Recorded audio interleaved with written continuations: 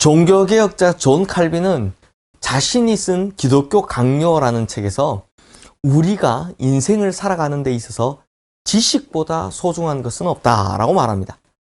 그러면서 칼빈은 이 지식이라는 것에 대해서 두 가지로 나뉜다라고 하는데요. 이 부분에 대한 기독교 강요의 내용을 제가 그대로 읽어드리겠습니다. 이것이 없이는, 즉 지식이 없이는 결코 삶을 살 수 없는 두 가지의 중요한 지식이 있다. 하나는 하나님께 대한 지식이고 다른 하나는 자신에 대한 지식이다.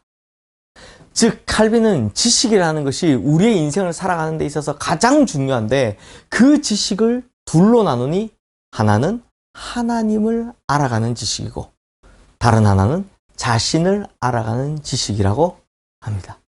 그러므로 하나님께 대한 지식이 없이는 또 자신에 대한 지식이 없이는 결코 우리는 우리 인생을 성공적으로 살아갈 수 없다라는 것이죠. 그런데 칼빈은요, 여기서 그치지 않고 아주 중요한 말을 하나 덧붙입니다. 뭐라고 하냐? 하나님께 대한 지식이 없이는 자신에 대한 지식도 가질 수 없다. 왜 이런 말을 썼을까요? 왜냐하면 인간은 하나님을 떠나서 존재할 수 없기 때문입니다. 왜냐하면 인간은 하나님의 형상대로 지음을 받은 존재이기 때문입니다.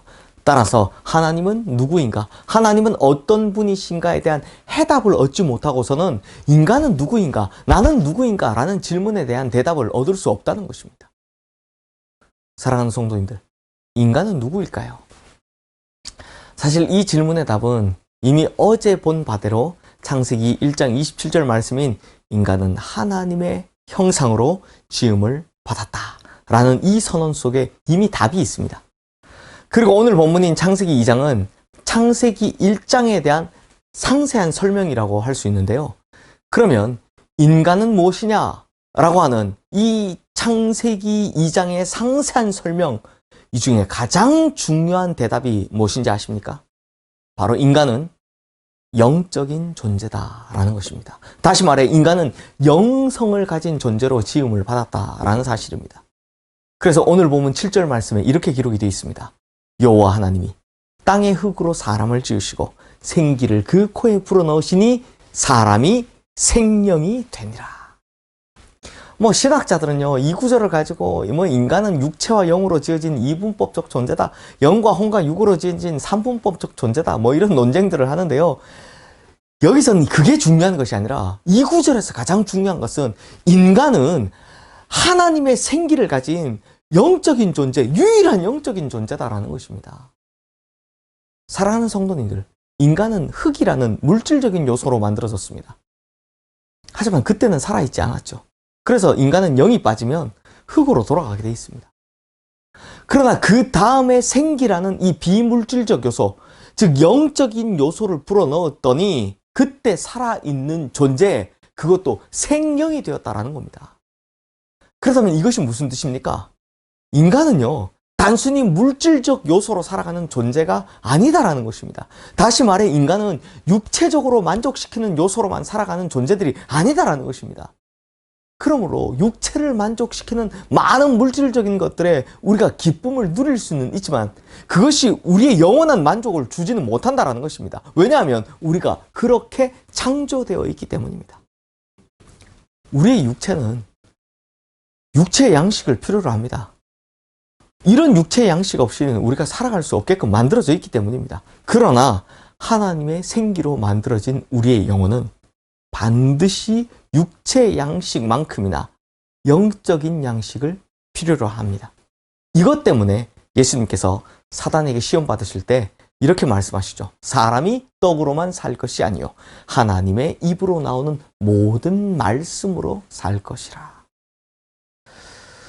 또 우리가 잘 아는 누가복음 12장의 어리석은 부자의 비유를 보면 이 부자는 인간의 육체를 만족시킬 수 있는 조건이나 환경 혹은 양식 이런 것들 다 가지고 있었습니다.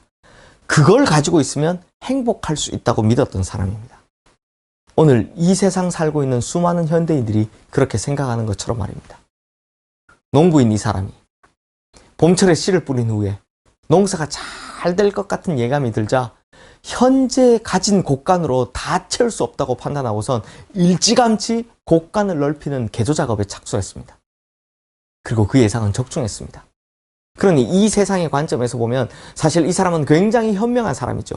통찰력이 훌륭하고 판단력이 뛰어난 사람입니다. 그래서 그의 가을 풍성한 소출을 거두고 그렇게 넓혀놓은 곳간 가득히 곡식을 쌓아놓았습니다. 얼마나 좋겠습니까? 그래서 이런 혼잣말을 합니다. 내 영혼아, 여러 해 쓸 물건을 쌓아두었으니 평안히 쉬고 먹고 마시고 즐기자. 지금 이 부자가 누구를 향해서 무엇을 말하고 있습니까? 내 영혼아입니다. 그런데 성도님들, 영혼은 무엇을 먹고 마시면 평안을 누립니까?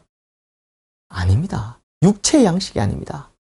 영혼의 양식은 영의 양식, 곧 하나님의 말씀입니다. 그러므로 이 부자가 세상의 관점으로 보면 굉장히 현명하겠지만 예수님께서 가장 어리석다는 이야기를 들은 이유가 바로 이거 하나입니다. 육체의 양식으로는 영혼의 충만함을 누릴 수 없다라는 것. 이걸 모르고 있었다는 것입니다. 사랑하는 성도님들, 하나님은 영이십니다. 그리고 그분의 생기를 우리에게 부어주셨습니다. 그래서 우리는 영적인 존재가 되었습니다. 유일한 그런 영적인 존재죠. 그러므로 우리 성도님들은 이 창조의 원리를 잘 깨달아서 육체의 양식은 육체의 양식대로 잘 준비하시면서도 영적인 양식을 위해 날마다 하나님의 말씀을 향해 정진해 나가 영과 육이 다 충만한 은혜를 누리게 되시는 우리 성도님들 되시기를 주님의 이름으로 축원합니다. 기도하겠습니다. 하나님 아버지, 하나님께서 우리를 창조하실 때 육은 육대로 영은 영대로 그것을 합쳐서 생명으로 만들어 주셨습니다. 그러므로 인간은 창조의 원리에 따라 육체를 위해선 육체의 양식이 필요하고 영혼을 위해선 영혼의 양식이 필요한 존재로 지음받았습니다. 그런데 우리는 육체의 양식으로 말미암아 이 영혼의 만족을 채우려 하는 어리석음을 범하고 있습니다.